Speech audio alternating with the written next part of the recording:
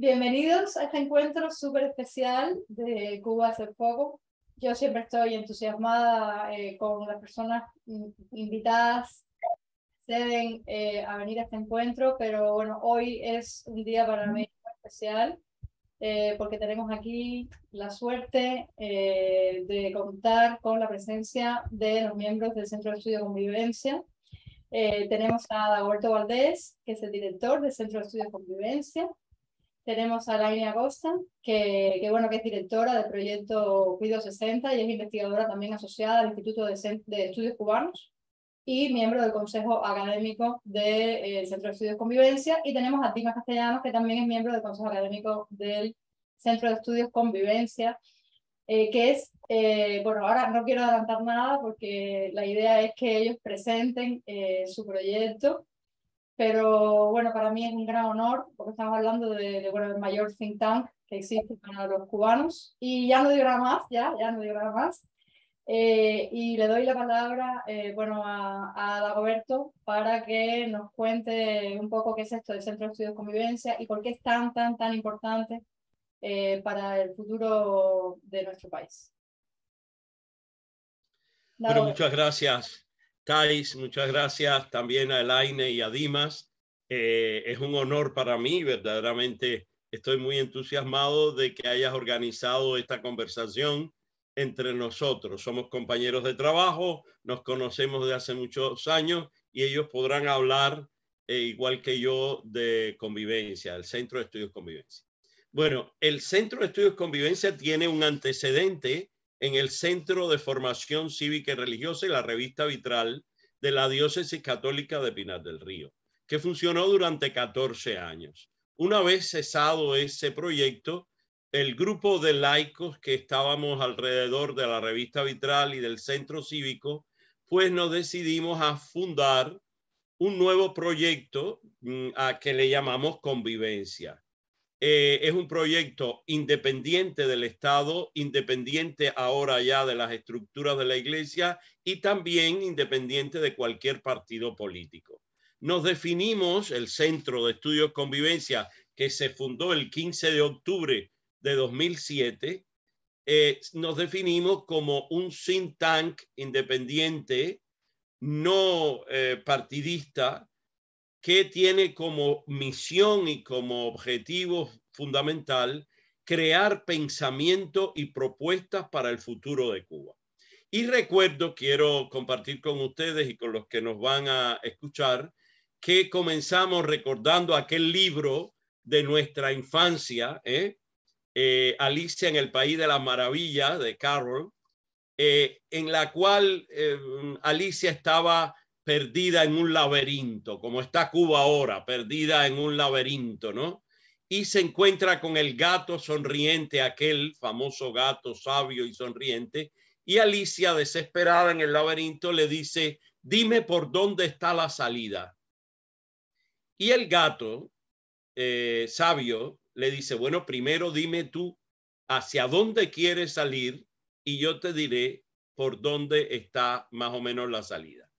Esto que parece bueno, que lo es un cuento infantil, pero tiene una gran moraleja y un gran sentido para nosotros. Casi todo el mundo en Cuba quiere cambios. Casi todo el mundo en Cuba quiere una transición. Ahora bien, la pregunta de Alicia es, bueno, ¿por dónde vamos a salir? Y nosotros hemos asumido el rol de decir, bueno, primero es necesario proponer, pensar hacia dónde queremos ir, es decir, cuál es nuestra visión de futuro, y una vez que tengamos esa meta, esa visión, mediante los métodos de prospección estratégica, que son los métodos científicos y actuales. Entonces, por eso surgió este think tank independiente dentro de Cuba, pero sin embargo que trabaja con cubanos, pensadores, académicos, activistas, cubanos en la diáspora. De manera que es un think tank que funciona con dos pulmones. uno en la isla y otro en la diáspora. Pero el centro, vamos a decir, el corazón del centro es dentro de Cuba, está en Pinar del Río, 148 kilómetros al occidente de La Habana. De manera que somos dentro de Cuba y al interior de Cuba, que esto también es una perspectiva que yo creo que nos da una visión del país un poco más compleja que la de la visión solo de la capital. Pues bien, el think tank comenzó en esa fecha, 2007, y tiene 4 objetivos. Uno, la creación de propuestas, pensamiento y propuestas para Cuba. 2, la formación ética y cívica, y para eso contamos con 14 cursos y un libro de texto. El primer libro de texto que se escribe en Cuba, desde Cuba para cubanos, después del 1959. También tenemos la revista Convivencia, que sale bimestralmente, y los microproyectos y relaciones con otros think tank y otras universidades en el mundo. Esto es más o menos una visión general del think tank. El think tank tiene también un código de ética, tiene un consejo académico del cual forman parte el AINE y Dimas. Sí, yo quería preguntaros también, ¿no estamos hablando entonces de una alternativa política? Esto es importante porque no es una alternativa política, es una alternativa, es algo académico puramente. Ajá, ajá. No es un proyecto político, ni político partidista, ni político en el sentido, vamos a decir, estricto de movimiento o de partido. Ni nos proponemos tampoco que el fruto de nuestro trabajo sean programas detallados con acciones específicas, sino visiones, propuestas que dividimos en objetivos a alcanzar y estrategias o caminos para llegar a esos objetivos. Y ya las acciones las dejamos a cualquiera de la sociedad cubana que quiera aprovecharse, utilizar nuestras propuestas, ya sea para debatirlas, ya sea para rectificarlas, sea para negarlas, o sea para aprovechar un pensamiento hecho por personas que son en cada tema especialistas y otros que actúan como simples ciudadanos para comenzar el debate del día después. Y esto es muy importante porque nos parece un gran riesgo que comencemos la transición sin haber por lo menos varias propuestas para saber hacia dónde queremos que vaya la nación cubana. Bueno, le doy la palabra a Elaine, que sepas que ayer mismo estábamos hablando y alguien dijo, la persona ideal para llevar la transición, no me acuerdo quién fue, la persona ideal para llevar la transición es Dagoberto Valdés. Y yo me quedé así y dije, bueno, habrá que ver Dagoberto qué piensa de esto. Por eso te preguntaba si sois una alternativa política. Pero bueno, vamos a ver Elaine que nos cuenta sobre, bueno, un poquito más, abundamos un poquito más. Sí, mira, la experiencia que yo he tenido con el Centro de Estudios Convivencia, aproximadamente unos 3 años más o menos atrás, Dagoberto, corrígeme si estoy en lo correcto, es incorporarme, como bien dice, a un centro de pensamiento, pero que no es estrictamente, o sea, si bien se nutre del pensamiento y de la producción académica, uno no puede decir que tampoco es un centro como que vive solamente en la academia o que opera con las reglas de la academia, ¿no? Yo creo que se sirve de la academia, pero opera en diálogo con la academia, la sociedad civil, con expertos que no necesariamente están en la academia.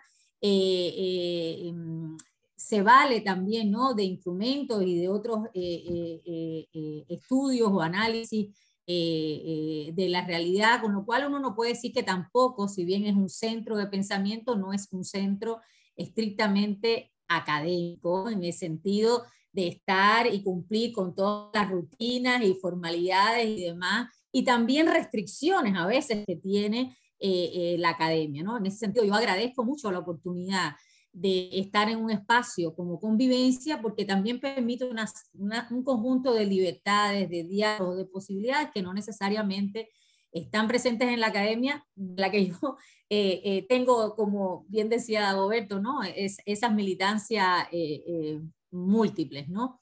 Y en ese sentido creo que sí, es un centro de pensamiento que está orientado, ¿no?, a pensar la realidad cubana, la realidad social cubana, en vista de su transformación, que no necesariamente es muchas veces lo que estrictamente uno hace en todos los estudios académicos, ¿no?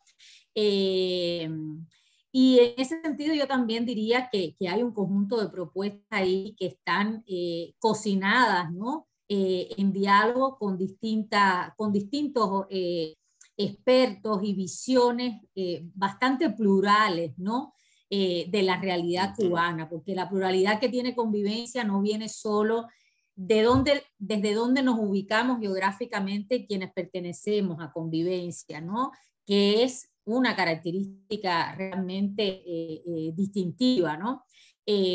Dagoberto decía, dentro, quienes estamos fuera de Cuba, quienes están residiendo en este momento en la isla, aunque ya sabemos que también esas posiciones geográficas son también bastante relativas para pensar a Cuba, la oportunidad de que también sea desde Pinar del Río y no necesariamente en la capital, como es donde se suelen hacer muchas de las reflexiones sobre Cuba, pero también las distintas posiciones, ¿no?,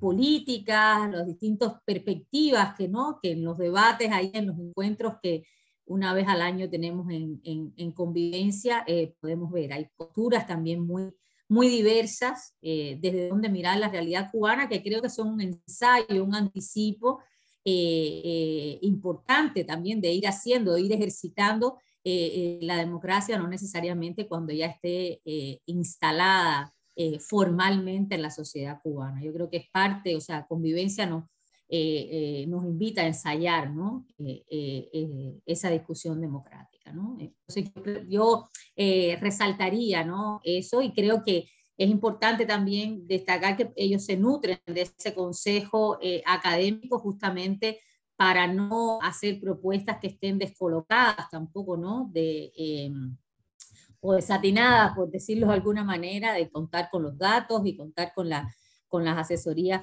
pertinentes, pero el jugo de lo que ahí construimos no sale necesariamente solo del pensamiento académico. Por ponerte un ejemplo, acabamos de producir 2 informes de Convivencia en 2 temas bastante importantes, y esos informes no son solo, están escritos ni son solo resultados de lo que 2 o 3 expertos han dicho, ¿no? Se construyeron también recogiendo la voz y las opiniones de todos los equipos de trabajo que participaron del encuentro, y no necesariamente todos quienes participan ahí son estrictamente del mundo académico, ¿no? Vienen de la sociedad civil, hay religiosos, hay religiosas, hay personas activistas, hay personas sencillamente interesadas en la realidad cubana, que no necesariamente juegan un rol determinado en la academia, en ningún movimiento político, etcétera, ¿no? Entonces, esa es la riqueza, ¿no?, de esos informes, que yo creo que también nos anticipa que no necesariamente aquí hay que ser un experto ni un lego para pensar y proponer sobre la realidad cubana. Sí, yo quería preguntaros ahora que le voy a dar la palabra a Dimas, un poco más el ámbito de las propuestas, o sea, más o menos para que la gente tenga una visión global, porque bueno, después voy a pedir enlaces para que la gente que pueda ya directamente, que lo voy a poner en la descripción del vídeo en YouTube, para que la gente pueda ir y pueda hacer clic en el enlace, pero me gustaría que tuviéramos como un mapa, que la gente pudiera tener como un mapa global de cuáles son los ámbitos ya más concretos donde hay propuestas y exactamente qué es lo que se puede encontrar ahí para un poco, para que puedan ver cómo, digamos, cómo afecta directamente o cómo afectaría a su vida las propuestas de Convivencia en el caso de que se pongan en marcha o en práctica, que se tengan en cuenta en una Cuba futura. Entonces, esa visión de conjunto de los ámbitos de actuación, le doy la palabra a Dimas. Tienes que quitar el audio, Dimas, que tienes el audio Primero, voy a decir mi primera intervención va a ser un problema muy general, 4 cosas específicas. La primera es que en general en el mundo entero y en Cuba yo creo que de forma más pronunciada, los fenómenos sociales no se tratan con el rigor que le corresponden.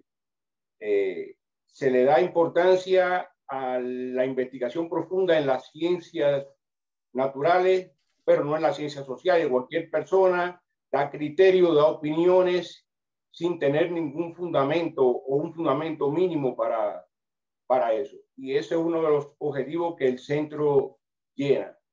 En segundo lugar, en la importancia para mí del centro está en que en Cuba hay un analfabetismo cívico pronunciado que tiene una explicación en 63 años de monopolio de la información, de la comunicación, de la educación en Cuba, y son ya 4 generaciones que se han formado en este medio y que no tienen la menor idea de lo que son unas elecciones democráticas, de lo que es una sociedad civil, de lo que es un derecho, de lo que es una libertad, etcétera. Y el centro pues apunta a eso. El otro punto es que en Cuba siempre hubo cambio. O sea, el centro no está hecho para provocar un cambio, como decía Dagoberto. En Cuba siempre ha habido cambios tanto de sistema como de hombre. Sin embargo, esos cambios han adolecido de cosas elementales al punto que nos han conducido al momento en que nos encontramos, al momento crítico. O sea, los cambios últimamente han sido de mal para peor. Por lo tanto, no se trata de cambiar solamente, de cambiar un sistema. Y ahí que el centro se ocupe de objetivos, de estrategia y sobre todo de formación cívica para que pueda haber un cambio real, un cambio que responda a las necesidades de Cuba y para que no se repitan o por lo menos se eliminen bastante los males que hemos carecido hasta ahora. Y se trata de académicos, pero también de personas con experiencia política, como la tiene Dagoberto, como la tiene Laine, como la tienen todos los otros miembros y como la tengo yo, que incluso yo procedo, siempre lo digo, de las filas comunistas.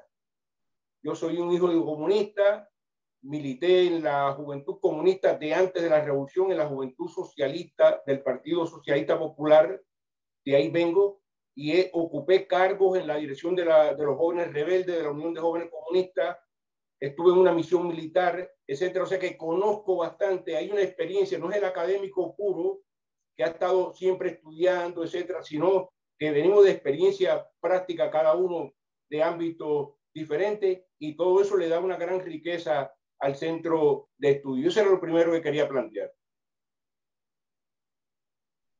Bueno, os reboto la pregunta. No sé quién la va a contestar, quién la quiere contestar, un poco para situarnos en los ámbitos de trabajo para que la gente se pueda dar. Ok. Bueno, en primer lugar quería puntualizar 2 cosas que se han dicho en esta conversación. La primera, una de las cosas que promueve convivencia es el trabajo en equipo y la lucha contra el caudillismo y el mesianismo. De manera que quien te hizo la pregunta hace unos días,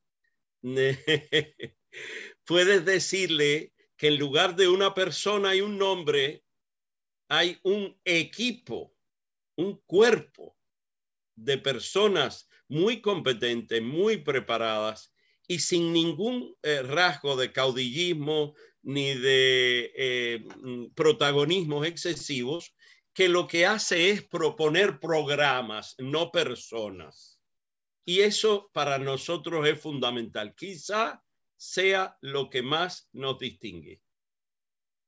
Bueno, el segundo punto es el lugar que ocupa un think tank en la sociedad.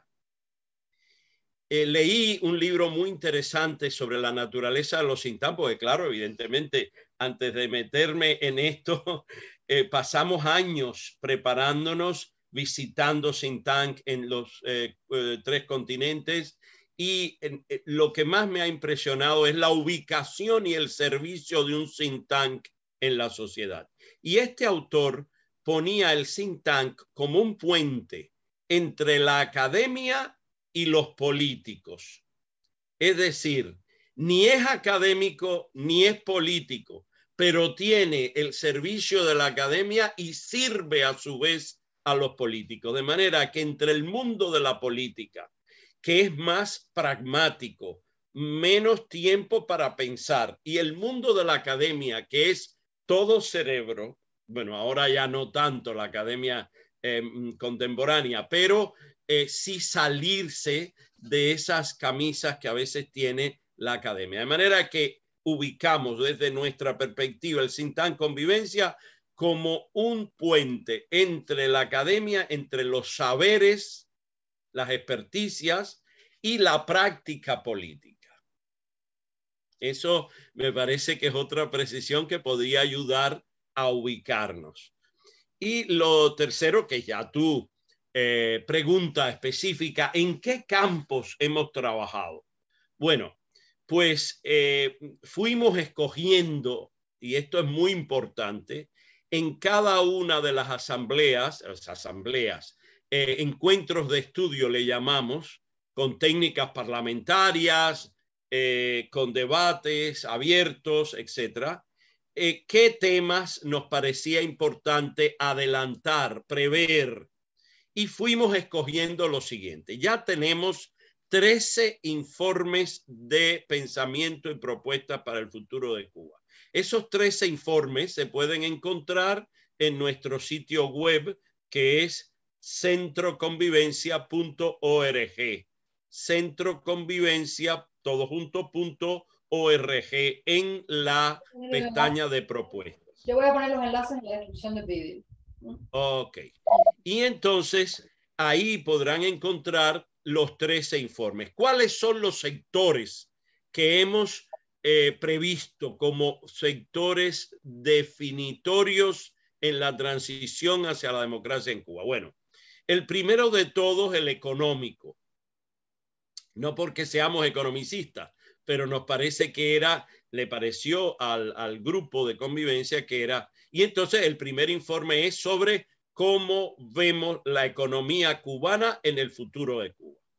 Y si hay que resumirlo en una frase, pues proponemos la economía social de mercado o una economía de mercado con justicia social, con regulación no solo del Estado, sino también de la sociedad civil, que la vemos como un protagonista importante. El segundo informe es sobre tránsito constitucional y marco jurídico complementario, es decir, que la base económica, después la reforma política propiamente dicha, es decir, un nuevo pacto social. Por lo tanto, proponemos la constitución de una asamblea constituyente para redactar una nueva constitución, teniendo muy en cuenta, y esto aparece en el informe, la constitución de 1940, también la de 1901, pero la de 1940 por la consistencia que tuvo ese pacto social. Y 45, en ese mismo informe, proponemos 45 leyes complementarias, un paquete de 45 leyes que creemos que debía priorizarse para que esa constitución pudiera implementarse. El tercer informe es sobre la cultura cubana. Si ustedes ven, vamos yendo por sectores que han marcado y marcarán la vida del cubano: la economía, la política y ahora la cultura. ¿Cuál es la herencia, la identidad cultural? ¿Cuáles son los paradigmas en personas y acontecimientos? ¿Y cómo vemos nosotros el futuro de la cultura en Cuba, del mundo de la cultura? Que nos parece importantísimo, porque queremos pasar a una sociedad donde el centro no sean las ideologías, sino la cultura, el humanismo. Entonces, ese informe me parece interesantísimo. El cuarto es educación. Otro de los sectores que nos parece que definirán el futuro de Cuba. De acuerdo, y esto lo dice el informe, a cómo sea el proyecto educativo que apliquemos en Cuba, o los proyectos educativos, pero con una base humanista fundamentado en el informe anterior, el de la cultura, pues de ese proyecto dependerá qué tipo de persona, de ciudadano, y evidentemente le damos una importancia en ese proyecto a la educación ética y cívica. El quinto proyecto es los medios de comunicación social y las nuevas tecnologías de la comunicación junto con las redes sociales. Como ven, son grandes sectores que tienen un impacto tremendo en toda la sociedad. Lo primero que la gente piensa es qué voy a comer, qué trabajo voy a tener, qué salario, esa es la economía. Después piensa, ¿qué participación política voy a tener? Ahí está el segundo informe. ¿En qué ambiente cultural? Pensando que la cultura no es solo las manifestaciones artísticas, sino el modo de vida de un pueblo. Bien, la educación y los medios de comunicación. Y el sexto informe es la agricultura, el mundo agropecuario en Cuba, debido a que verdaderamente ese es un sector muy depauperado y proponemos un proyecto agropecuario para el futuro de Cuba. Después el séptimo es las relaciones entre ética, religión y política. Un tema que se debatió tremendamente por aquello de formar un Estado laico, un Estado de derecho laico. El otro informe es gobernanza y gobernabilidad. Esa especie de tensión dialéctica que hay entre la gobernabilidad que le corresponde al Estado, a las estructuras, y la gobernanza, que es la participación de la sociedad civil en el gobierno de la cosa pública. Otro sector es la salud pública, un proyecto de salud pública para Cuba con acceso universal, pero con también acceso a un sistema mixto. Después, corrupción, narcotráfico e inseguridad ciudadana es uno de los informes que trata de enfrentar desde ahora, cómo enfrentar en el futuro de Cuba los tres peligros que el Centro de Estudios de Convivencia ha identificado como los más graves para la democracia. ¿Cuáles son los tres enemigos de la democracia? Nos preguntamos. ¿Cuáles serán en el futuro? Y entonces identificamos corrupción, narcotráfico e inseguridad ciudadana, y hay una propuesta para enfrentar cada uno de ellos. El otro informe es sobre el COVID, es decir, fue un informe coyuntural, pero también que tiene una gran propuesta para la etapa de la post-pandemia. Y lo estamos comprobando ahora precisamente la vigencia de este informe. Por último, tenemos los dos que mencionaba Elaine.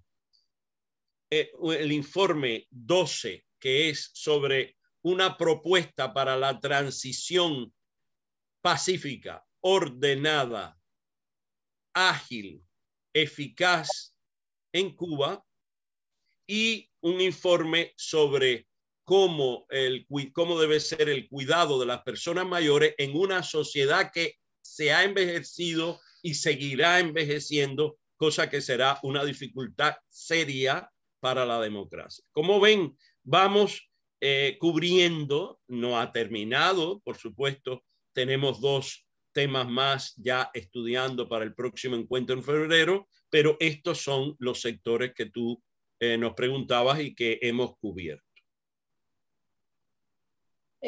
Si queréis abundar un poquito más en esto, Elaine y Dimas, porque vosotros como estáis en este trabajo totalmente involucrados, y Elaine, yo creo que tenías algo que aportar un poquito más. Vamos a profundizar un poquito.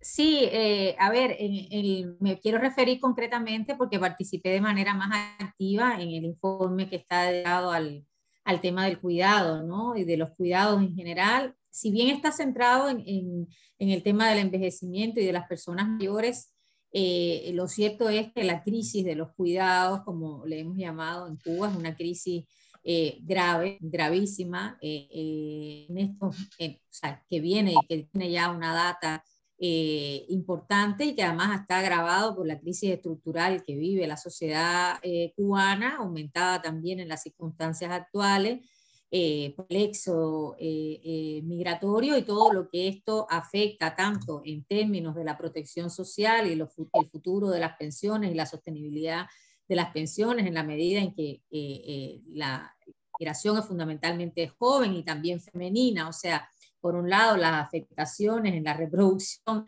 de la sociedad, ¿no? Y lo que eso significa, porque hay menos mujeres y menos mujeres además que estén dispuestas a tener hijos en Cuba, y por otro lado la falta de mano de obra necesaria, porque es mano de obra joven fundamentalmente la que migra, y todo esto termina afectando obviamente las pensiones, que es ya, esto es una crisis sobre crisis, porque a pesar de que las pensiones se reformaron en Cuba, hay estudios, y ahí está el caso del profesor Camilo Mesa Lago, que ha estudiado más en profundidad este tema, que claramente es insostenible hoy por hoy con la situación demográfica en general de Cuba, el tema de las pensiones. Entonces es una situación bastante grave, que en el caso particular de las personas mayores, lo que hemos visto en los últimos años es un agravamiento de sus condiciones de vida y de sus expectativas, no solo porque ha aumentado la población, estamos hablando de que Cuba tiene un 21% de la población mayor de 60 años, es el más envejecido de América Latina, y probablemente también uno, en los estudios más o menos comparados que hemos hecho, que de manera más tardía en relación con lo acelerado de su envejecimiento poblacional, ha tomado las medidas pertinentes para hacerse cargo. O sea, el problema no es tanto que la población esté envejecida, sino que no existen las condiciones institucionales, culturales, económicas, sociales, para poder solventar ese envejecimiento. Entonces, lo que se plantea este informe es un conjunto de alternativas y de propuestas de cara a poder pensar en ese futuro y abordar la problemática que están viviendo las personas mayores, que como resultado de esta crisis estructural de la sociedad cubana, y en particular agravada por la tarea de ordenamiento y ahora mismo por estas últimas medidas que se han anunciado, lo que vamos a ver, continuar viendo, es un agravamiento de las condiciones de vida de la población mayor cubana. Nosotros, tanto Convivencia en este informe como desde Cuido 70, también estamos apostando en términos concretos también a apoyar y activar todas aquellas iniciativas, programas, etcétera, que desde la sociedad civil ya se están haciendo para apoyar los servicios, o sea, para brindar servicios y cuidados a las personas mayores, para apoyar a los cuidadores. No es un secreto para nadie que son las familias en Cuba quienes sostienen los cuidados, y fundamentalmente dentro de ellas las mujeres. Y por lo tanto nosotros hay una apuesta importante en el informe a poder apoyar y activar todas aquellas iniciativas que pueden venir desde la sociedad civil.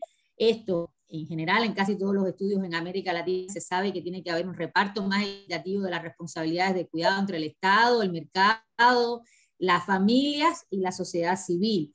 ¿Qué pasa? Que en Cuba eso es un desbalance total, porque fundamentalmente la familia, el Estado ha ido retirándose cada vez más de esas responsabilidades, pero tampoco le da posibilidades a la sociedad civil, son muy escasas y muy limitadas, para que pueda participar más activamente en la provisión de servicios de cuidado y de protección social en general, como tampoco, o sea, de manera muy limitada también y bastante poco regulada al mercado con estas licencias para cuidadoras, etc. Entonces el informe trata de narrar muy bien cuál es el contexto, cuál es la realidad y qué estrategias se podrían seguir para solventar, ¿no? Digo, para ponerte un ejemplo de uno de los informes. Pero sí, es muy concreto y también muy, podríamos decir, sintético, ¿no? No es estos informes que alguien se tenga que leer 300 páginas, etcétera, etcétera. O sea, en un lenguaje también bastante, uno pudiera decir, cercano a que cualquiera persona que no necesariamente tiene que haber pasado por la universidad pueda leerlo, pueda compartirlo, pueda discutir, pueda aportar cualquier organización, etcétera, etcétera, ¿no? No son recetas tampoco, no son como líneas que uno pudiera ir pensando. Dimas, ¿quieres abundar un poquito más en el contenido de estos informes? ¿Alguna cosa que te parezca relevante comentar antes de la siguiente vuelta? ¿O pasamos directamente a la siguiente vuelta? No sé, sobre esta vuelta, el aire se refería a un tema crucial.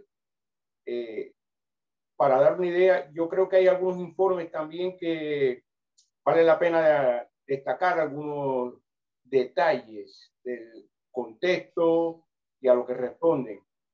Me refiero, por ejemplo, al informe sobre agricultura. Para mí este es uno de los informes cruciales que hay ahí, porque precisamente la principal dificultad que está teniendo el país hoy es el abastecimiento de alimentos en general, pero sobre todo de productos agrícolas que son producibles y que se han producido antes en Cuba.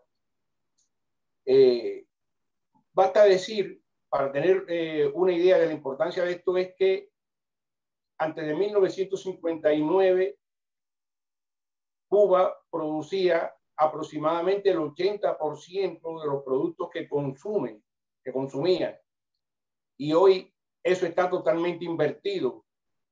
Es mucho más del 80% lo que se ha estado adquiriendo en el exterior y menos de un 20% o más de un 20% ya lo que se produce. O sea, se invirtió totalmente ¿Por qué es eso? Bueno, pues en el centro, cuando analizamos esto, nos damos cuenta que el primer punto, el primer paso que nos retrotrajo en ese sentido fueron las primeras dos leyes de reforma agraria. Y la primera es de mayo de 1959, donde con el compromiso de entregar la tierra a los campesinos, que eran los productores, pues lo que se hizo fue que el 40% de las tierras pasaron directamente a manos del Estado. Ahí empezó el problema con la estatización, con la creación de latifundios que eran mayores que los latifundios que se intervinieron o nacionalizaron.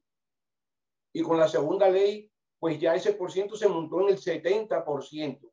O sea, había una aspiración del Estado cubano de monopolizar toda la propiedad, todas las desgracias, todos los problemas que ha confrontado el campesino, la producción agrícola y el campo cubano en general, incluyendo la destrucción de la industria azucarera, arrancan de ese punto, o sea, de la estatización del Estado. De ahí que el informe sobre agricultura insiste mucho en la diversificación de la propiedad. Esto para poner un ejemplo. Otro informe de máxima importancia es el de la educación, que pasa algo similar a lo ocurrido con la agricultura.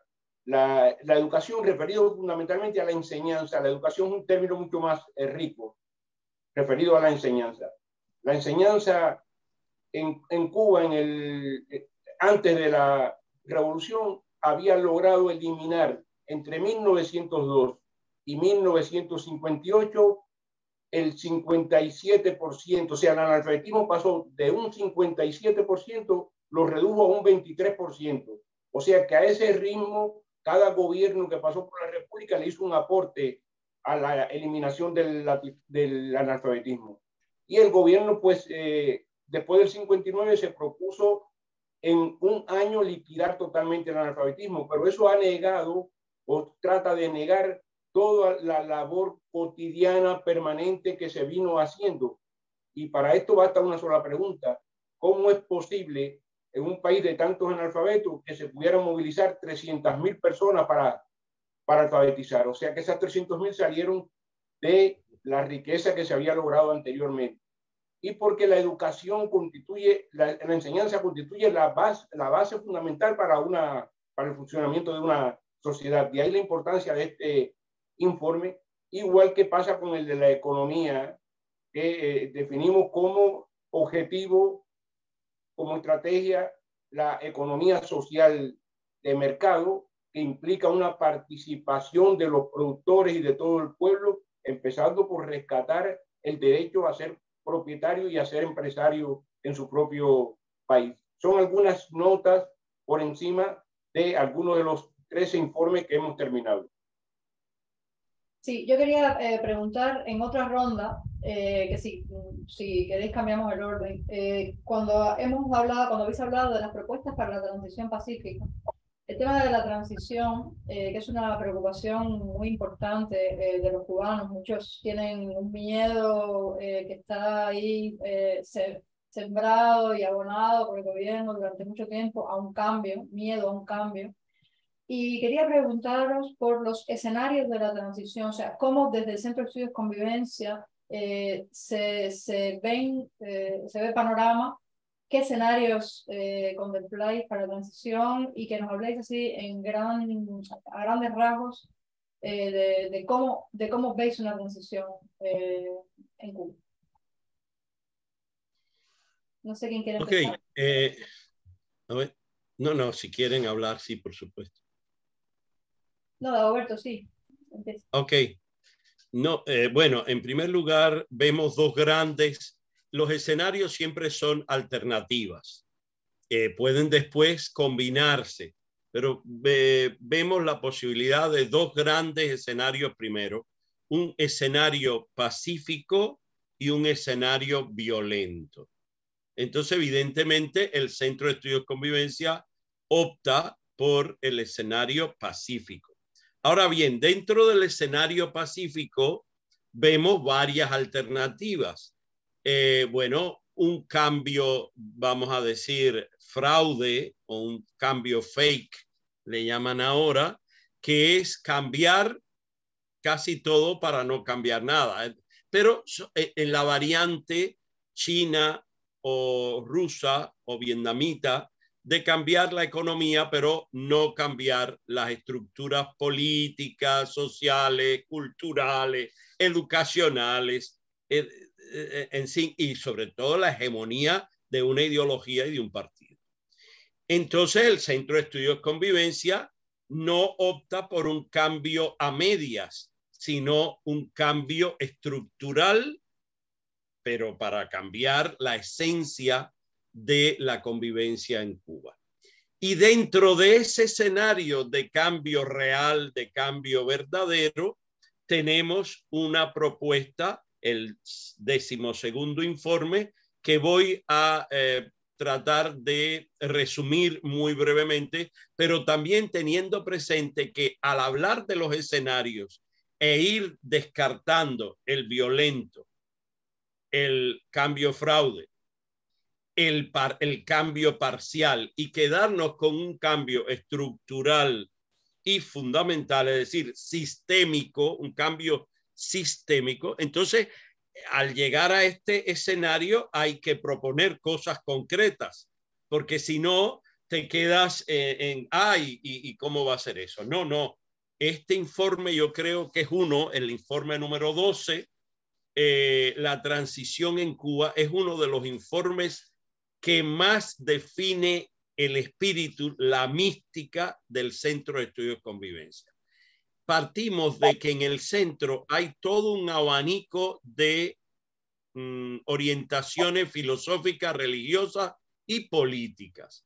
Hay desde personas que vienen desde el mundo del socialismo, como Dimas él mismo ha testimoniado, hasta personas que van a la derecha, personas que son centristas, socialdemócratas, de la izquierda democrática, etc. Al encontrarnos en nuestros encuentros de estudio con ese abanico de personas, nos vimos obligados a buscar un consenso de mínimos. ¿Qué cosa es un consenso de mínimos? En aquellas cosas en las que las distintas escuelas filosóficas, ideológicas y religiosas nos podemos encontrar para trabajar por. Y entonces en este informe de la transición tú hablabas de los miedos. Y me encanta que hayas introducido eso, Thais, porque precisamente la estructura de este informe sobre la transición se monta sobre 3 miedos fundamentales que voy a mencionar, y a esos miedos le da respuesta con procesos, no con recetas, como decía Laine, sino con procesos. Y esos 3 miedos son: el primero, la amnesia y la vida en la mentira. Es decir, una de las características de los sistemas totalitarios es que establece un sistema de vida en la mentira. No es decir mentiras en la televisión, es vivir en un mundo falso, en la mentira. Y en la amnesia del pasado se reescribe la historia olvidando, como decía también Dimas Castellano, todo lo que se hizo, por ejemplo, en el campo de la educación, los maestros normalistas, toda esa tradición educativa tremenda que tuvo Cuba. Bueno, pues ante el miedo de la amnesia y la vida en la mentira, el centro propone el primer proceso o subproceso que conformaría la transición, que es verdad y memoria histórica. El proceso de la verdad y la memoria histórica contra el miedo a la amnesia y a la vida, a que continúe la vida en la mentira. Y ese proceso está descrito en el informe, es decir, la creación de una comisión de la verdad, la creación de unos museos, pero no museos planos, museos a la antigua, sino museos interactivos que vayan recogiendo toda la memoria histórica y que la pongan al servicio del sistema educativo. El segundo miedo, tengo que ir rápido, pero en el informe encontrarán propuestas muy interesantes para ese primer subproceso, que es el subproceso de verdad y memoria histórica.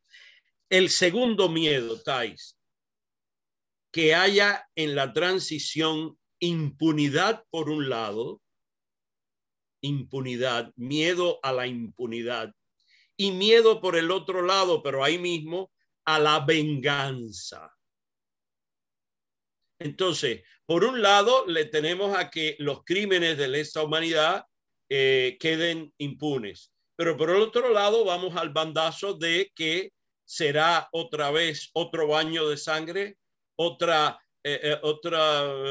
tanda de fusilamientos. Entonces, ante el miedo a la impunidad por un lado y a la venganza por el otro, el Centro de Estudios de Convivencia propone el segundo subproceso, que es la justicia transicional, reparadora e integral.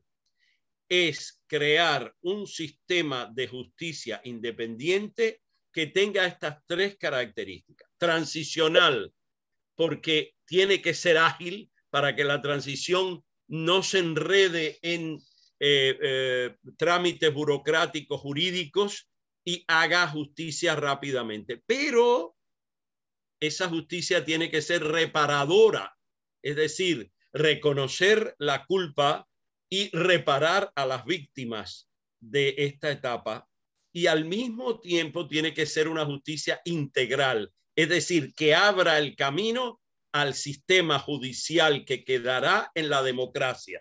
Como se puede entender, no podemos quedarnos en la justicia transicional, sino que toda justicia transicional debe desembocar en una reforma del sistema judicial. Y en la primera ley que proponemos en esa justicia transicional es la abolición total, completa y definitiva de la pena de muerte en Cuba. De manera que para comenzar la justicia transicional, primero proponemos la abolición, una ley extraordinaria para la abolición de la pena de muerte. De manera que en ningún caso la venganza y los discursos de odio puedan llegar a la ejecución de la pena de muerte. Esto abriría un nuevo periodo que colocaría a Cuba entre esas más de 100 naciones que han abolido la pena de muerte. Aspiramos a que ese día, otra vez, el Coliseo de Roma, que se ilumina cada vez que una nación del mundo elimina la pena de muerte, pues que ahí, junto con la bandera cubana, pues quede constancia universal de que Cuba ha transitado hacia la abolición de la pena de muerte. Y el tercer miedo, pues el miedo a la fragmentación de la nación, a la fragmentación de la sociedad, a la apertura de las heridas y a la división por motivos políticos, ideológicos, etc. Y entonces para eso proponemos el tercer subproceso, que es un proceso de reconciliación nacional. Algunos discutían, ha sido uno de los encuentros más interesantes, algunos decían, no tenemos por qué hablar de reconciliación porque todos los cubanos nos reconciliamos entre nosotros. Y con el sistema, vamos a decir, no nos vamos a reconciliar porque lo reconocemos como obsoleto y pasado y además responsable de muchas desgracias para Cuba. No, no se trata de reconciliarse con la política. Se trata de evitar con un proceso largo de reconciliación nacional que las fragmentaciones que sembró el totalitarismo, que las heridas que causó el totalitarismo, que el daño antropológico que subsistirá causado por el totalitarismo se vaya sanando mediante un proceso de reconciliación nacional basado en el humanismo de Varela y Martí, que nos proporciona en la virtud y en el amor los instrumentos filosóficos y sociales y políticos, culturales, para hacer una nación reconciliada. Este es, bueno, a grandes rasgos, grandísimos rasgos, el informe de la transición. Y el último punto del informe es que ninguno de estos tres procesos, memoria histórica, verdad y memoria histórica, justicia transicional, reparadora e integral y proceso de reconciliación nacional, son indispensables y sinérgicos entre sí. Es decir, ninguno de los tres procesos podría fallar porque uno de los tres miedos se colaría, y son sinérgicos entre sí. Y pongo un ejemplo muy sencillo. La Comisión de la Verdad hace un informe de qué pasó en los paradones de fusilamiento entre el 59 y el 61. Vamos a poner ese ejemplo. Eso pasa a la justicia transicional y después esas víctimas, las familiares de los que perdieron su vida por esa aplicación de la pena de muerte, son reparados públicamente, moral y materialmente, y se abre un proceso de perdón y reconciliación, pero una vez que la justicia ha reconocido que fue un crimen. De manera que entre el informe de la verdad y memoria histórica, la justicia transicional y la reconciliación nacional, hay una sinergia indispensable. No puede fallar para que la transición sea exitosa ninguno de esos tres procesos. Yo quería y a lo mejor le doy la palabra a Dimas, luego a Elaine. ¿Habéis estado trabajando, tenéis propuestas? O sea, porque otra preocupación enorme que hay ahora mismo es el tema de la crisis humanitaria gigantesca que hay en Cuba, sanitaria y alimentaria, claro. ¿Lo tenéis en proyecto, un informe sobre esta crisis? ¿Tenéis propuestas, documentos para paliar la crisis, maneras, estrategias, acciones para paliar la crisis en un posible escenario de transición? Esa es la pregunta. Pienso que sobre la crisis humanitaria, como tiene sus causas bien definidas, que están en un sistema inviable que se ha impuesto, pues su gran solución, su primer solución o la solución fundamental se va a producir en Cuba de forma muy rápida en cuanto se restablezcan los mecanismos que corresponden a las libertades económicas. Creo que eso va a ser muy rápido. Es posible que Cuba tenga que necesitar alguna ayuda humanitaria internacional, pero eso no es lo esencial en mi país. Hay una formación de intrusión en el pueblo cubano, de conocimientos, de iniciativa, de emprendimiento, como lo han demostrado los cubanos que están en todas partes del mundo, y ante un cambio de sistema con una ayuda que seguramente se va a recibir del exterior, en muy poco tiempo no habrá peligro en Cuba de hambruna y eso estará totalmente resuelto.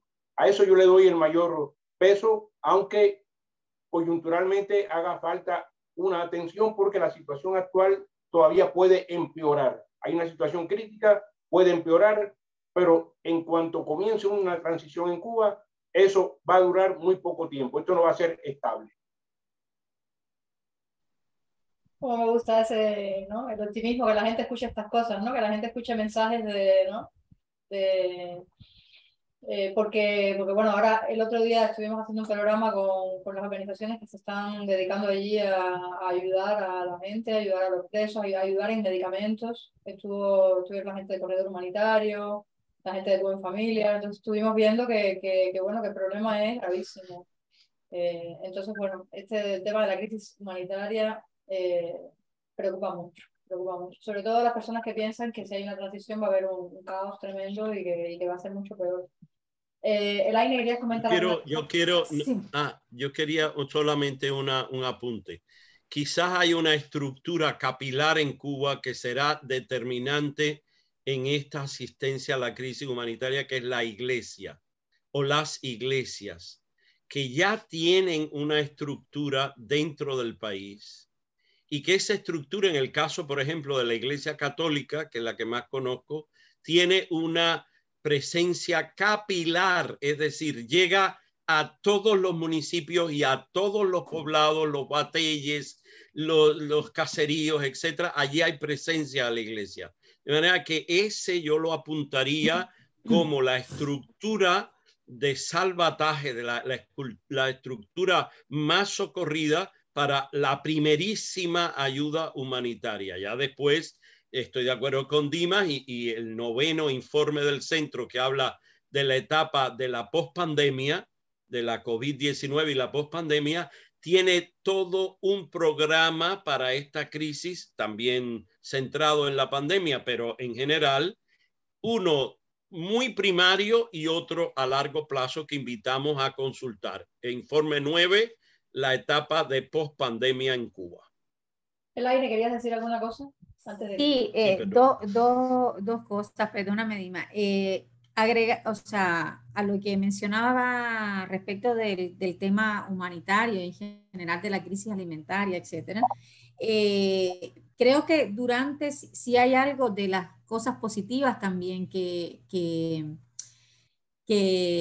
resultaron de la etapa más crítica de la pandemia en Cuba fue que, además de los mecanismos tradicionales de la Iglesia para encauzar la ayuda humanitaria, fue la activación grandísima, enorme, de un conjunto de redes, iniciativas y mecanismos desde la sociedad civil transnacional cubana, muy conectada, digo transnacional con todo sentido, porque muy conectada con grupos desde dentro y de afuera para hacer llegar cientos de toneladas de ayuda que hubieran podido ser mucho más rápidas y efectivas si el gobierno cubano hubiera facilitado la llegada de esas iniciativas. O sea, hemos tenido ejemplo incluso de algunas que se tramitaron aquí, fundamentalmente de los Estados Unidos, y que han demorado un año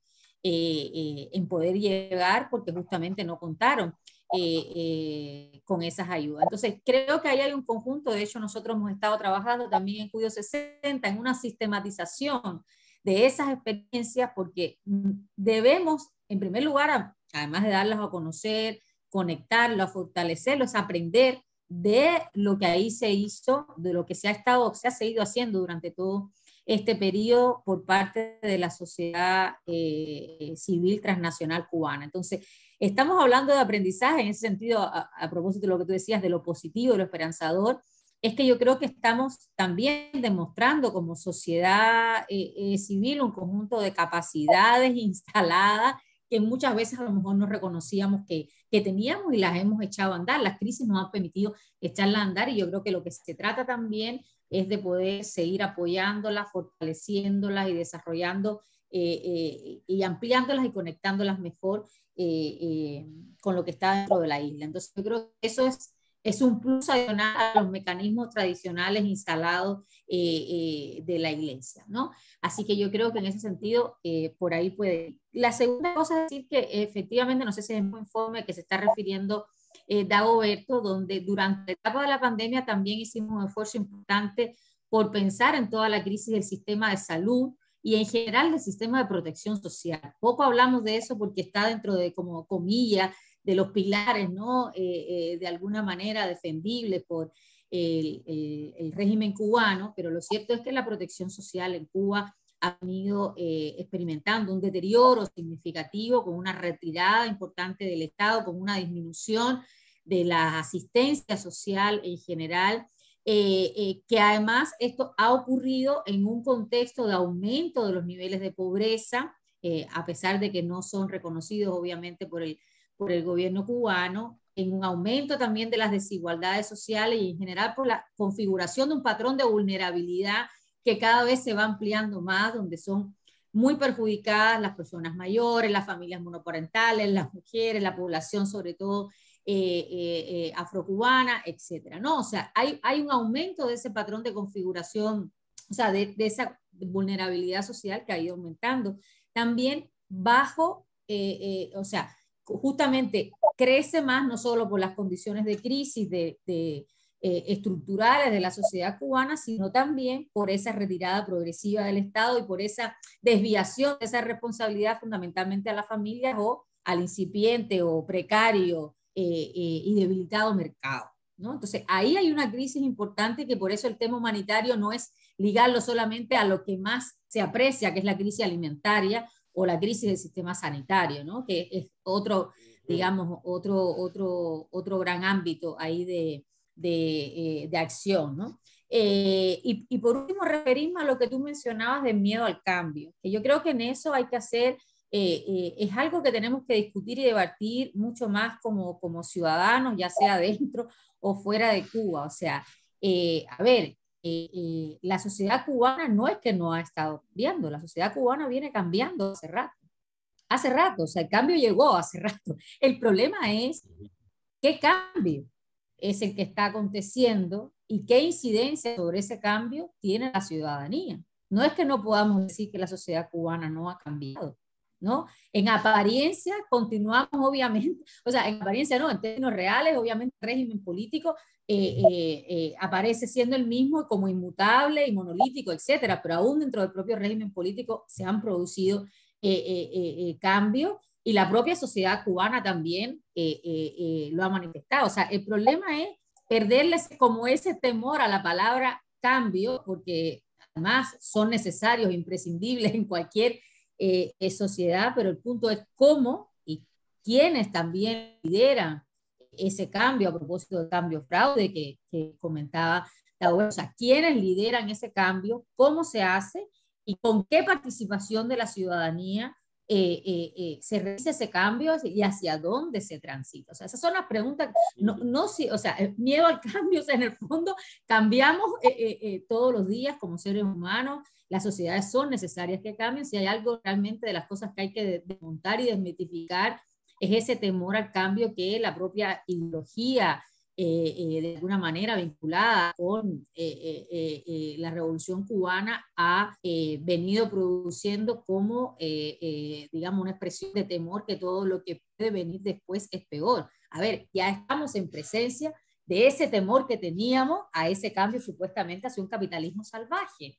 O sea, si no queremos llamarle capitalismo salvaje a lo que tenemos hoy, pero sí tenemos una sociedad con niveles importantes de deterioro, por llamarle de manera lo más liviana posible, de deterioro de las condiciones de vida dignas en las que puede, mínimamente dignas en las que puede vivir una población. O sea, estamos hablando de una insostenibilidad económica, social, ¿no? De las condiciones de vida, de reproducción de una sociedad, ¿no?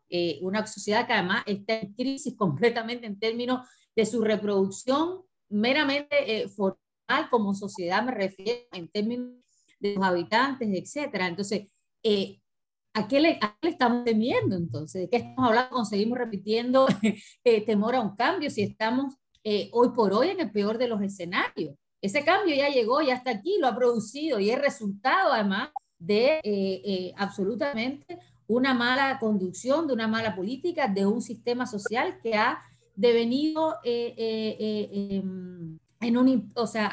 fallido, digamos, en la conducción de la sociedad cubana, supuestamente su propósito es hacia mayores niveles de bienestar y de libertad. Ninguna de las dos cosas las tenemos hoy. Entonces, bueno, ¿a qué le tememos? O sea, lo único que podemos hacer es mejorar. Eso es lo único que plantearía. O sea, el punto, o sea, la pregunta es, lo único que podemos hacer ahora es mejorar, porque peor, o sea, realmente es la pregunta que tocaría hacerse cuando ya le repiten a uno miedo al cambio. ¿Qué peor podemos estar? Sí, podemos estar peor si seguimos, digamos, soportando las actuales circunstancias. No, pero bueno, hay mucha gente, son indignas.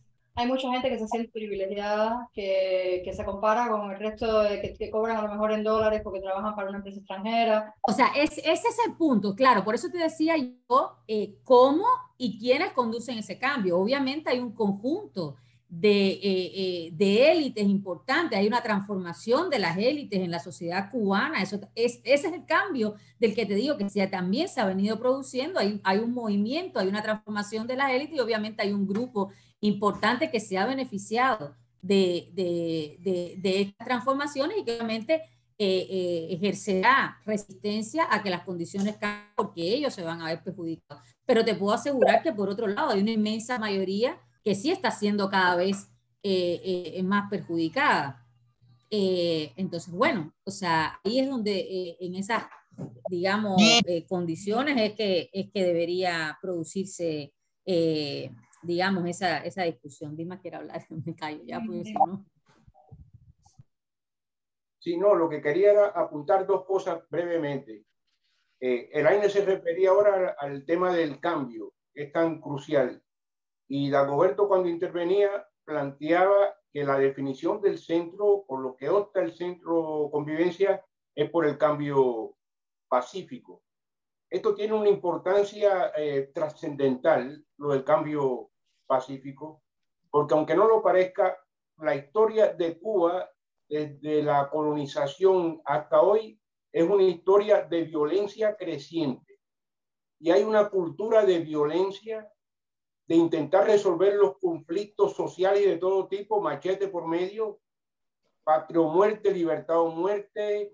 El que intente apoderarse de Cuba recogerá el suelo de su suelo pegado en sangre. O sea, todo eso es una cultura que está dentro de los cubanos y se manifiesta en la forma en que se intenta resolver situaciones críticas como las actuales. Y ahí la importancia del cambio pacífico, porque no hay otra. Y ahí se desprende uno de los temas que más hemos discutido en el centro, que es el problema del diálogo. Que aunque hay todavía sectores dentro de Cuba que lo rechazan o que no lo entienden, el diálogo es un método para ahora y para siempre, para después. No hay ningún conflicto en la humanidad de los graves que no haya terminado después en la mesa de negociaciones.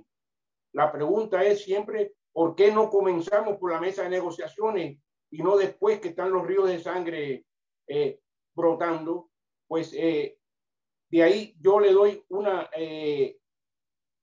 importancia suprema a este problema del cambio pacífico, de la conformación de toda la fuerza, de entender lo que está ocurriendo y que lo único que no puede haber es una nueva salida violenta, porque, en mi opinión, por nuestra historia, una nueva salida violenta en Cuba podría ser el último episodio de la nación cubana.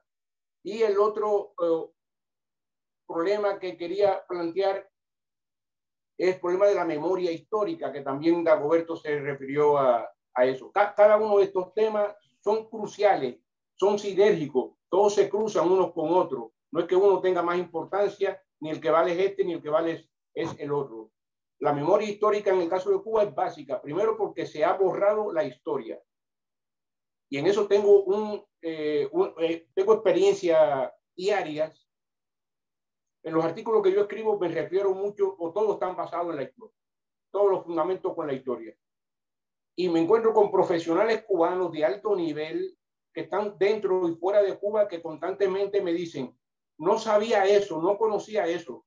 Personas con alta cultura que desconocen cosas elementales de nuestra historia. Y un pueblo que no conoce nuestra historia no tiene perspectiva o tiende a repetir los problemas que han ocurrido. De ahí la importancia de la memoria histórica, de que el pueblo conozca lo que se le ha ocultado, y ese es el valor que se cruza con otro punto, que es la formación cívica, que es uno de los puntos centrales del centro de... Sí, yo quería hacer una, porque bueno, estamos ya, creo que hemos pasado la hora.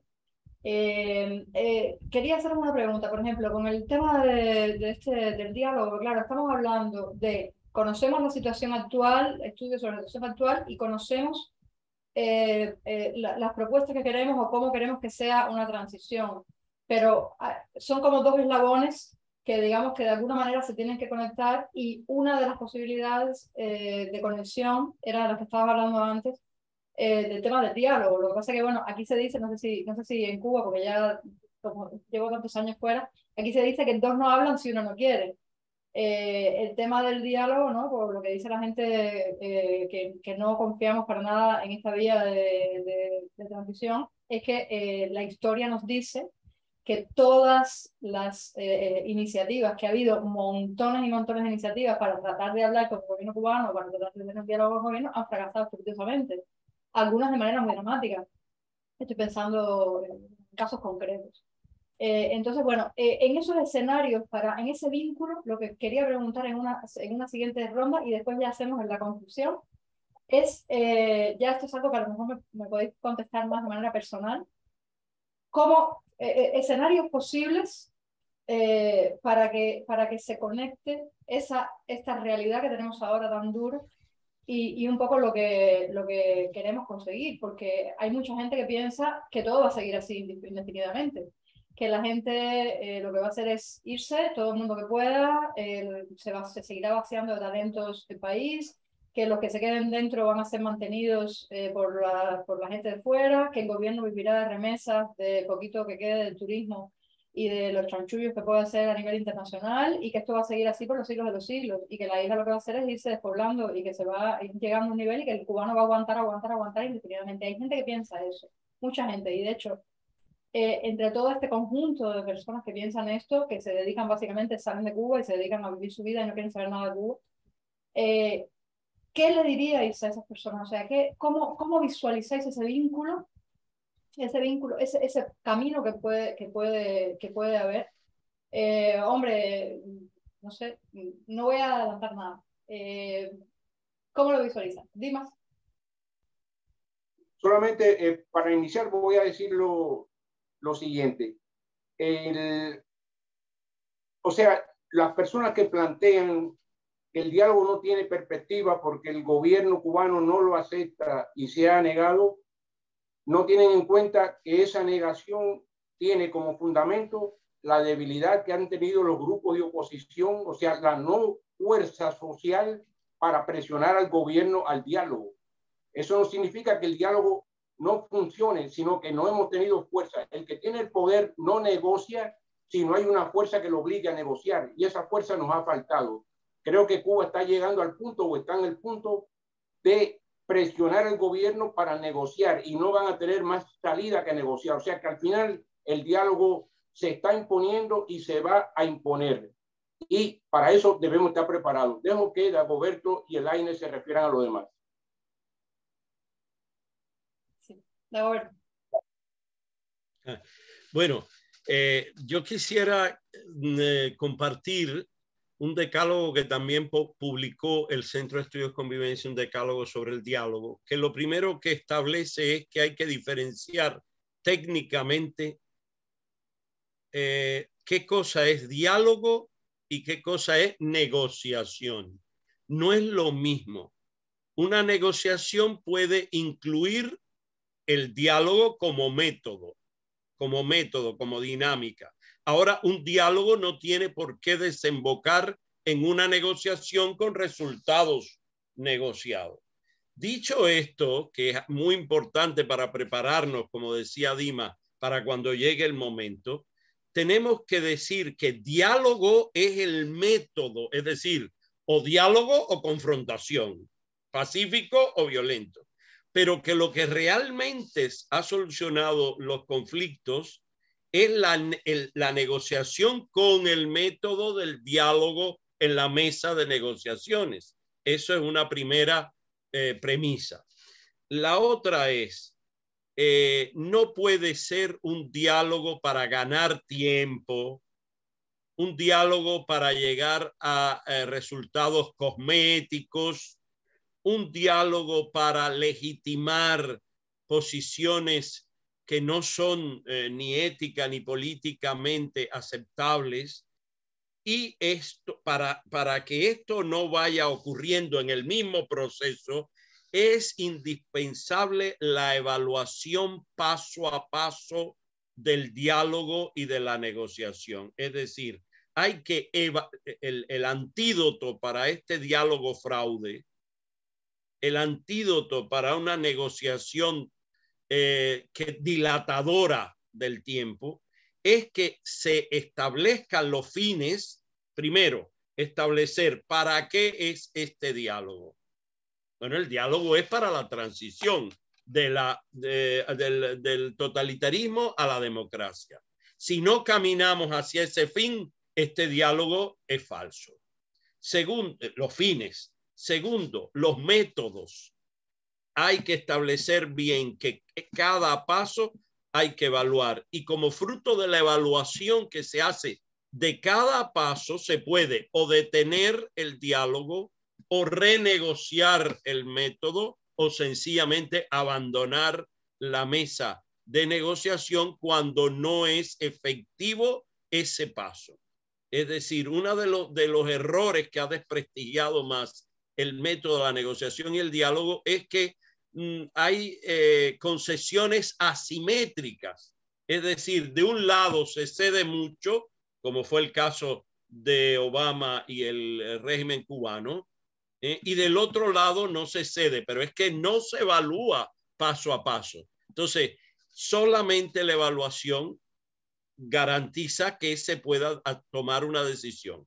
Y lo otro es la presencia de observadores y garantes. Ningún diálogo, ninguna negociación se puede hacer solo entre las dos partes interesadas, porque llegará un momento cero, un momento muerto, un punto muerto, en que hace falta que garantes y observadores digan, oye, aquí había unos fines, aquí había unos métodos y una evaluación. Por favor, ajustarse a lo que hemos acordado para esta negociación. Ese es el papel de los mediadores, de los observadores y de los garantes, que siempre son internacionales, de partes que puedan salvaguardar la metodología. Todo eso ha fallado en aquellos casos que tenemos en la historia y que se argumentan, la historia nacional reciente, de que, oye, diálogo siempre es una trampa. No, no, no, no. El diálogo no es siempre una trampa. Lo que fallamos es en la preparación de las condiciones para el diálogo. No puede haber un diálogo, una negociación sin condiciones. Eso es ir directo al fracaso. Las condiciones son... Sí, perdona un segundo, que te haga paréntesis, porque antes de que digas cuáles son las condiciones, estamos hablando de una mesa de negociaciones y tenemos de un lado claro quién es el sujeto, que sería el gobierno, pero del otro lado, quién dentro de la oposición tiene legitimidad para sentarse en una mesa de negociaciones con el gobierno. O sea, ¿quiénes? ¿Con qué legitimidad? Aquí, no sé, estamos en ese punto. ¿Tenemos alguien que se pueda sentar hipotéticamente con el gobierno? Que conste que yo no estoy para nada a favor de eso. Pero bueno, vamos a suponer que es posible, ¿sabía? Vamos a suponer que es posible, que vamos, yo creo que es un engaño, pero bueno, vamos a suponer que es posible. Sí. ¿Quiénes serían los actores que se sentarían? Claro. Bueno, que conste que yo no tengo ningún problema, estoy hablando en el plano estrictamente personal, que conste que al proponer esto, yo no hago ninguna profesión de fe, ni a favor ni en contra, porque en política no se trata de tener fe o no tener fe en un método.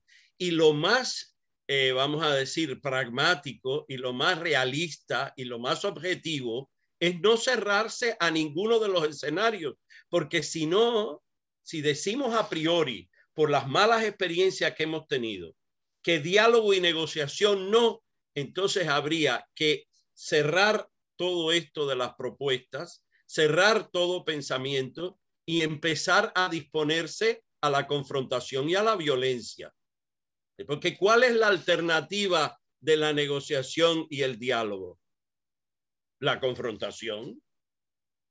Entonces, no se trata de que cuando uno desde un centro de estudios propone un método, diga, este método va a dar resultado o este método no va a dar resultado. Pero es una obligación, yo creo, de los que estudiamos la sociedad, decir, oye, aquí hay una posibilidad y evaluémosla y estudiémosla y preparémosla, porque llegado el momento no vaya a ser que no estemos preparados, lo que no significa para nada que se diga que es lo que va a suceder, porque si la otra parte no quiere dialogar, nos conduce. Yo tengo un editorial en Vitral que dice, quien cierra la puerta al cambio en paz, abre la puerta a la violencia. Quien cierra la puerta al cambio en paz, abre la puerta a la violencia. Y la pregunta, que eso era para aclarar lo de la profesión de fe, de que conste que yo estoy a favor o en contra. Todas las posibilidades. Yo como cubano quiero tener encima de la mesa todas las posibilidades y que la realidad del proceso nos vaya diciendo esto no da resultado, aquello ya no lo probemos más, pero no a priori. Y la pregunta es, del otro lado de la mesa, es decir, de un lado el gobierno, el régimen, como se le quiera llamar, y del otro lado, evidentemente, la sociedad civil cubana. El asunto está, ¿quiénes representan a la sociedad civil cubana? Bueno, pues aquí precisamente, Thais, está otro de los retos de la sociedad civil cubana.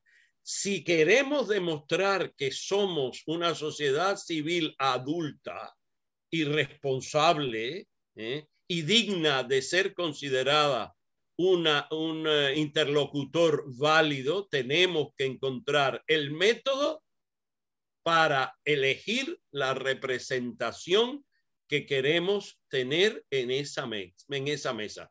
Porque lo último que desearía yo para Cuba es que al final, cuando se creen esas condiciones de que hablaba Dima, de que ya llegó el agua al cuello y la situación es insostenible, y entonces venga la propuesta de una mesa redonda como en Polonia, por ejemplo, o como en algún otro lugar, en Sudáfrica, que la negociación fue más personal, etcétera, pues que nosotros nos pongamos a decir, no, mira, no encontramos a los otros interlocutores del otro lado de la mesa porque no hemos sido capaces en la sociedad civil de elegirnos democráticamente para darnos legitimidad y representación. Eso es un reto que hay que considerar muy seriamente.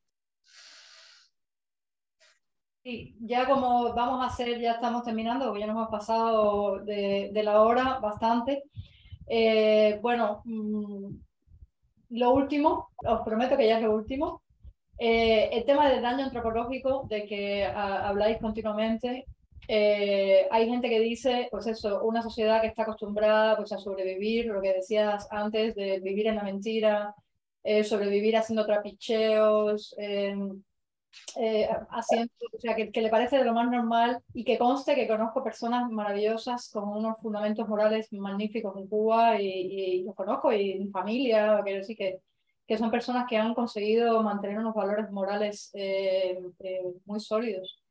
Pero hay gente que dice que, bueno, que ese deterioro que ha habido en el tema moral, en la supervivencia y las cosas que la gente ha tenido que sobrevivir, claro, mucha gente dice, bueno, las personas son los ladrillos con los que se construye la nueva sociedad. Si esos ladrillos están tan dañados, podemos construir un edificio. Y quería, bueno, terminar con una nota en este sentido, y con una nota de esperanza, sobre todo, para ya por terminado este encuentro tan útil y tan magnífico.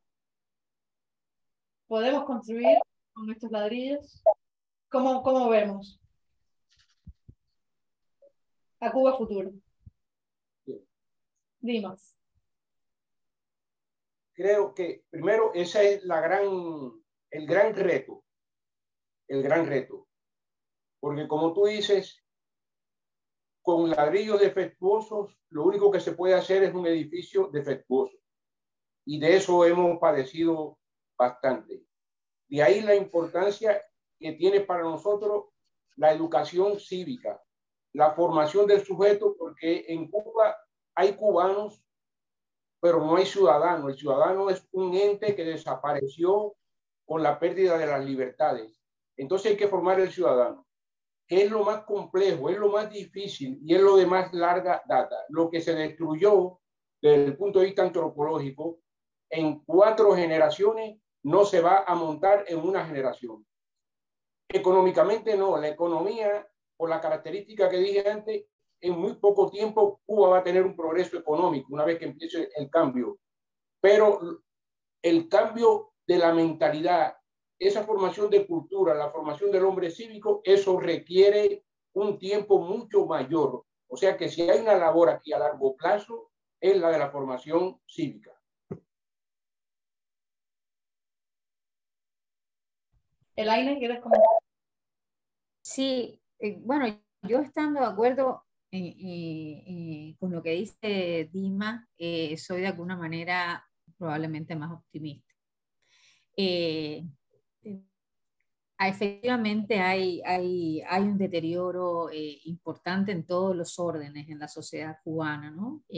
Cuando hablamos de una crisis estructural, obviamente que eso se refleja y de un daño en las condiciones de vida y que las personas llevan viviendo ya de manera sostenida muchísimos años en condiciones de sobrevivencia, un porcentaje importante de la sociedad, y vivir en condiciones de sobrevivencia quiere decir que uno tiene que ingeniársela, ¿no? Y usar mecanismos que no son muchas veces los éticamente aceptables. Aún así, en medio de todo, y ahora que uno igual está trabajando más de cerca con la sociedad civil cubana, probablemente hace algunos años no imaginábamos que buena parte de las expresiones, ¿no? de civismo, incluso muchas veces uno podría decir de adultez, de mayoría de edad, que se han ido produciendo en la sociedad cubana, uno perfectamente podría pensar que no era posible, ¿no? Que no existían, que no estaban. Pero no solo a nivel del activismo político, sino yo lo veo también en el activismo social, en las posibilidades y en las maneras en que muchas organizaciones, activistas y personas están haciendo cosas aún en medio de muy difíciles circunstancias. Entonces yo creo que al lado de ese deterioro también veo un capital significativo. Desde ya uno tiene que estar apoyando, trabajando, desarrollando, empujando, porque creo que a partir de ahí también es que mucho de eso, y hay muchos esfuerzos, muchos proyectos que vienen trabajando un poco lo que planteaba Dima, ¿no? Esa educación cívica, ese activismo ciudadano, ese empoderamiento desde muy diferentes ámbitos. Entonces es un trabajo que no hay que esperar, comillas, a ese cambio que no va a llegar de la noche a la mañana, sino que hay que irlo haciendo desde ahora, ¿o no? Y hay organizaciones que lo vienen haciendo desde hace mucho tiempo, entre ellas la propia Convivencia, o sea, que ha trabajado, que ha hecho libros, que está trabajando con distintos proyectos, no son solo tampoco los informes de los que hemos hablado. Entonces, efectivamente, hay un deterioro significativo, hay una crisis importante en todos los órdenes, incluido el moral, el ético, el cultural, etcétera, pero hay al lado un capital también ciudadano, uno podría decir, cívico, etcétera, que se ha ido activando de manera más o menos espontánea, más o menos espontánea, digo, esto no es solamente que surgió de la nada, y que yo creo que es responsabilidad cívica de quienes estamos fuera y quienes están dentro de apoyarlo, de estimularlo, potenciarlo. Así que en ese sentido veo como los dos lados, ¿no? Y concuerdo completamente con Daubert que si uno de los ámbitos en los que hay que trabajar es justamente en ese encuentro de la sociedad civil para que podamos en algunos mínimos establecer ciertos acuerdos que el día que haya que sentarse a una mesa para acordar una transición, sea con el gobierno o sea que estemos solos sin ninguna contraparte delante, tendremos que ponernos de acuerdo entre cubanos para ver para dónde vamos. Y eso hay que ejercitarlo desde ahora. Puede que el gobierno decida mañana irse y no tengamos interlocutor ni siquiera. O sea, pongámonos incluso, porque ese es un escenario posible. ¿Qué hacemos? ¿Ok? El problema es nombrar a alguien, convocar unas elecciones. No, va a haber un tiempo intermedio en que la ciudadanía y las distintas organizaciones y las distintas iniciativas tendrán que ponerse de acuerdo. Eso hay que ejercitarlo también desde ahora. Bueno, ahí tenéis otro informe para la convivencia. ¿Cómo ponernos de acuerdo entre nosotros? Un proyecto sí, hermoso. así es. Bueno, Dagoberto, bueno, yo quería también decir brevemente que tengo esperanza para el futuro de Cuba. En primer lugar, porque ese mismo hombre y mujer dañado antropológicamente no puede perder su esencia constitutiva. Es decir, yo he estudiado largamente el daño antropológico, pero en ese estudio siempre me encuentro con un núcleo, con una esencia, con un espíritu subsistente en cada ser humano, que es su dignidad y su libertad. Por muy dañado que esté la persona humana, por muy marginal, por muy oprimido, decía Víctor Frank, siempre nos queda la última de las libertades humanas, que es cómo asumir la falta de libertades, cómo subirse a la cruz y no dejar que ella nos aplaste. La prueba de eso está en la creciente sociedad civil cubana, que dentro de las condiciones de la isla nos mantenemos con niveles distintos, con propuestas diferentes, pero con espíritu mantenido, sostenido. De manera que, como el ser humano, aquello de Martí, creo en el mejoramiento humano y en la utilidad de la virtud, pues yo también creo que hay cubanos dentro y fuera de Cuba que salvarán al país, que salvarán la nación, no una persona, no un mesías, no un caudillo, sino esa comunidad que forma la nación cubana y que nos ha dado muestra. ¿En qué baso esa esperanza? No en ilusiones vanas. Un día, un diplomático, y con esto termino, me dijo: Dagoberto, ¿cuánto usted cree que se necesitará en tiempo para la sanación del daño antropológico?